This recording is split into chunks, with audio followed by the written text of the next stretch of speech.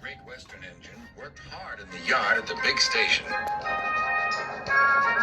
Sometimes he pulled coaches. Sometimes he pushed freight cars, but whatever the work, Duck got the job done without fuss.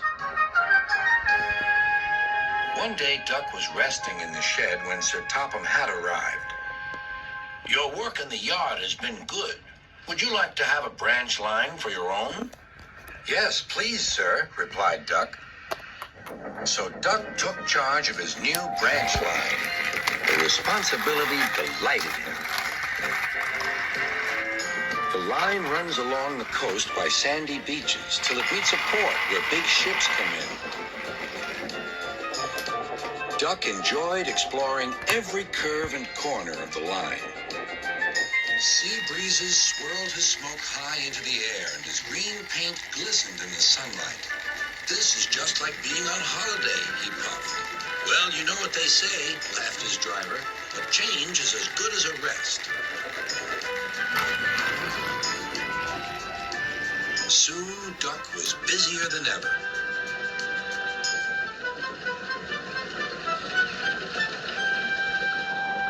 Sir Topham Hatt was building a new station at the port. Duck pulled the heavy freight cars wherever they were needed.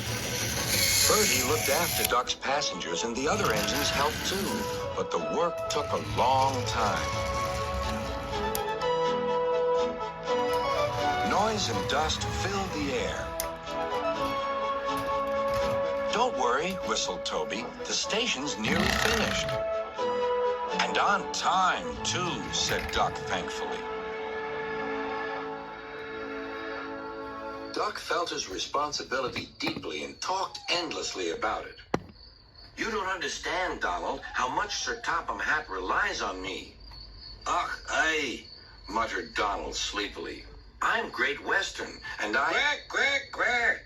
"What?" "Ye heard? Quack, quack, ye go. Sounds like you're an egg lay. Now wheesht and let an engine sleep." "Quack yourself," said Duck indignantly. Later, he spoke to his driver. "Donald says I quack, as if I'd laid an egg." "Quack, do you?" pondered his fireman. He whispered something to Duck and his driver. They were going to play a joke on Donald and pay him back for teasing Duck. The engines were busy for the rest of the day, and nothing more was said.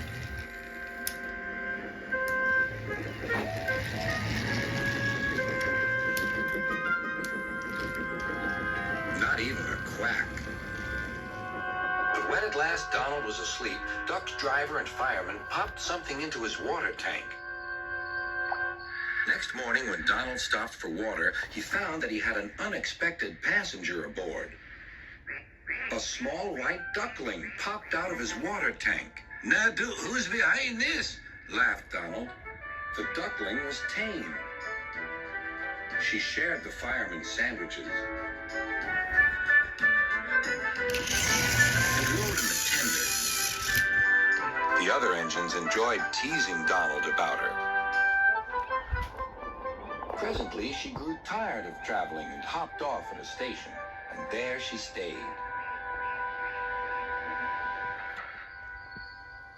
That night, Donald's driver and fireman got busy, and in the morning, when Duck's crew arrived to look him over, they laughed and laughed. "Look, Duck, look what's under your bunker. It's a nest box with an egg in it." Donald opened a sleepy eye.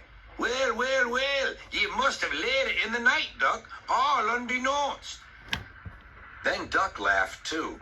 "You win, Donald. It'd take a clever engine to get the better of you." There's a pond near the duckling station. Here she often swims and welcomes the trains as they pass by.